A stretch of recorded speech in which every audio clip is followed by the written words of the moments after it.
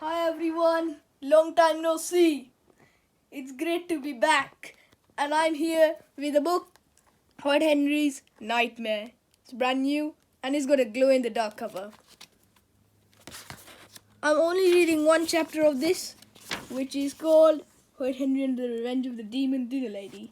You excited? Let's go. Oh, just before I read the book, say hello to my two friends who are going to watch me read this. One is Red Nosy. Do not fart in the video. And one is Grizzly. I'm starving. Horrid Henry and the Revenge of the Demon Dinner Lady. Horrid Henry crumbled up the paper and took aim. There was the back of Margaret's head, so temptingly displayed in front of him. Tee-hee! Won't you get a shock when a big wet spitball splattered her? Thwack! A dripping spitball whacked Horrid Henry on the neck. He turned round, glaring. Who had dared to spitball him during assembly? Rude Ralph was snickering, but so was Dizzy Dave and Brainy Brian. Oh, just wait, when he got his hands on. Settle down, please, barked Miss Oddbod. Henry, turn round and face the front. I have some important announcements. Horrid Henry scowled. What could be more important than finding out who had spitballed him? That the infants would be practising their barn dance at playtime. That Perfect Peter was in the Good as Gold book again. That Miss Battleaxe was joining the circus. Now that Horrid Henry would be an announcement worth hearing. Anything else? Big fat yawn. Miss Oddbod gambled on. As you all know, this school is dedicated to eating. You can see a couple of vegetables.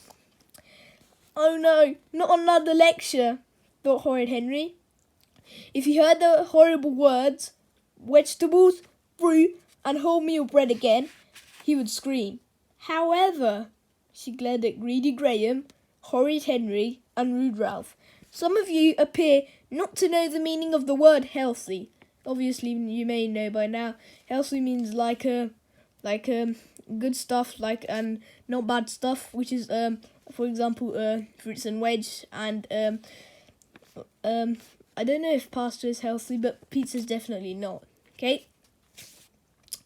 Some of you keep bringing packed lunches to school filled with unhealthy sugary snacks. A bar of chocolate is not a healthy meal. Yummy, thought Horrid Henry. Three of his favourite words. Sugar, snacks, chocolate. He'd sneak 2 bags of pickled onion Monster Munch. They're the real crisps. I've seen them. Okay? Especially in year 4 times.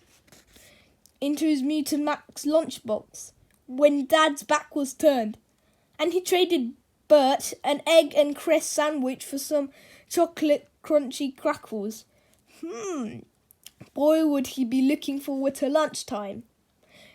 He was sure he could pinch a pack of super spicy hedgehog crisps from William when he was crying about something or other, and swap his raisins for Greedy Graham's chocolate fudge. You can see some sweets here.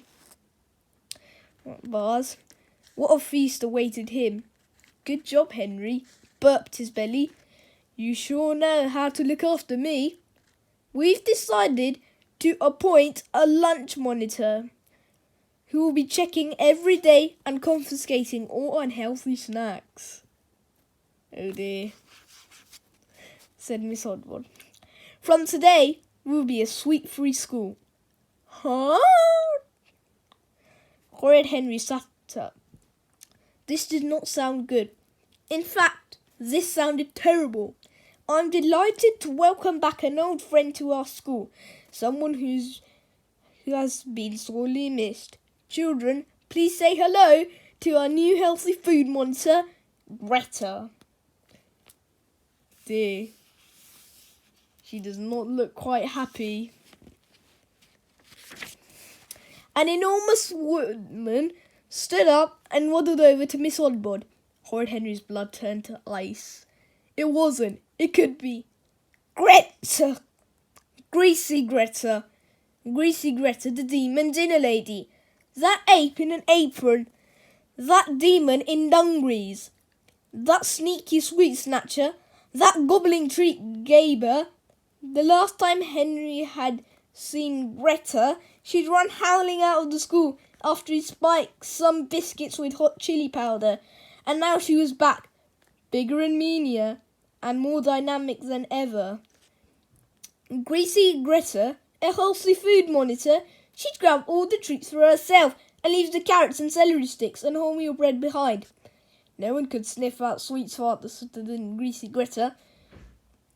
"I'll be checking all the lunchbox very thoroughly," said Greasy Greta. "Very, very thoroughly. No sneaky sneaks will escape me." "Are there any questions?" said Miss Oddbod. Greedy Graham's hand shot up. "What's going to happen to all the sweets?" he asked. "All confiscated sweets will be given to charity," said Miss Oddbod. "That's right," said Greta. "All confiscated sweets will be safely disposed of." And she smiled her horrible greasy smile and flashed her mouldy teeth out. "Yeah, down her gob," thought Horrid Henry mournfully. What a job. Like putting a fox in charge of the rabbit hutches. What's the obsession with rabbits? Greta will also be giving healthy eating talks, said Miss Oddbod. "Sweets are bad for you," said Greta. "I never touch them. Eat vegetables, like them peas over here." What a liar, thought Horrid Henry. I bet she's never eaten a vegetable in her life. But what to do? What to do? He couldn't face school lunches with Sloppy Sally sloshing food all over his tray, and he wanted to keep his packed lunch and all his treats. But how? How? Someone. He had to find a way. Snatch, crunch, crunch, snatch, gobble, gobble, snatch, gom, gom, gom, gom. There was the rumbling, grumbling sound of a dinosaur approaching. Glasses shook, trays trembled, cutlery rattled. Wobbling and gobbling, Greasy Greta was on patrol. "Give me the lunchbox!" she thundered. Greedy Graham flung his arms round his lunchbox, but he was no match for Greasy Greta. Snatch! Pop! Greedy Graham's lunchbox popped open. Greasy Greta emptied all the sweets and fizzy drinks into her gigantic pockets. "Next!" she bellowed. Noe and Norris tried to hide the treats in his pocket, but Greasy Greta's X-ray eyes spotted them. "Hand them over," she barked, holding out her apron pockets. "No," said Noe and Norris. "Give me your sweets!" roared Greta. Noe and Norris obeyed. "This wouldn't happen in Norway," he wailed. "I guess he may be born in Norway. That's the way he's called Noe and Norris, and he may know some Norway language." Next up, for inspection, was Horrid Henry.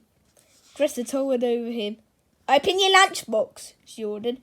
Henry opened the lid. "She'd never find my sweets, though," thought Horrid Henry. He tucked his chocolate fudge bars up his sleeves, leaving the carrot sticks that he would be trading as soon as he escaped. It just looks like carrots on a mixed vegetable patch. Ha ha! She'd never ever.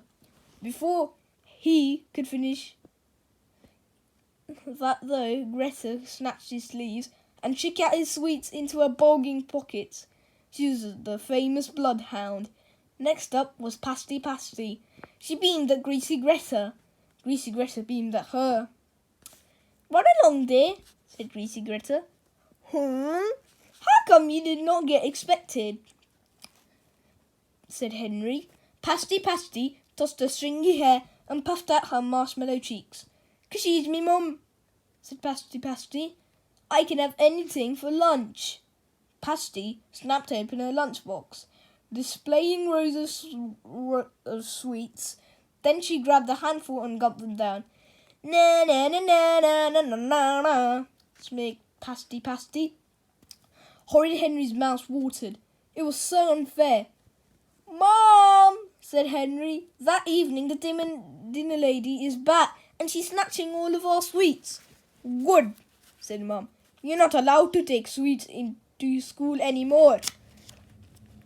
But she's supposed to be the healthy eating monitor, and she's eating all the sweets herself. Glad to her, said Dad. It's not fair, wailed Henry. Why did he have such mean, horrible parents? How could he live in a world with sweets in school? Actually, no sweets. He'd die. He'd shrivel up into a little bit of thread and be blown away by the wind. He'd never be able to learn anything. More sweets over here. Again, as all he'd be thinking about was sweets. He was doomed forever to a lunchbox of celery sticks and carrots and brown bread sandwiches with crusts. Oh, oh, oh! And then suddenly, Horrid Henry had a brilliant, spectacular idea. It was so brilliant and so spectacular and yet so simple that for a moment he could scarcely breathe. He would sell up in business, the sweet-selling business. Who better than Horrid Henry to ride the rescuing of all his poor, starving, suffering schoolmates, his mean, horrible parents, while obeying the new no sweets rule? He'd buy loads of chocolates on his way to school and sell them for twice the price in the morning. He'd be rich. Business was brisk. Word spread through the playground that Horrid Henry's top secret sweet shop was open in the nature, reserved behind the climbing frame. Soon everyone's mouths were bulging with sweets and treats. Horrid Henry's pockets were bulging with cash. At this rate, he'd be a billionaire, thought Horrid Henry happily. Not a trillionaire, no, a gazillionaire. And so long as everyone scoffed their sweets before Greta's inspection, she'd be left empty-handed. The demon dinner lady would be defeated. Tra-la-la! Horrid Henry sat on the bench counting his cash before the bell rang. Oh, the lovely, lovely sweets. Oh, the lovely, lovely money. Tomorrow he'd buy even more. A dark, hideous shadow fell across him. Oh no! Help! Greasy Greta had sniffed him out. Horrid Henry looked up, trying to hide all the unsold sweets fooling with his lap. But it wasn't the demon dinner lady. It was the headmistress, Mrs. Oddbod. She was on the raft. Henry, she said, stand up at once. Uh-oh. How could you do this, Henry? Said Miss Oddbod. You know you're not allowed to bring sweets in school.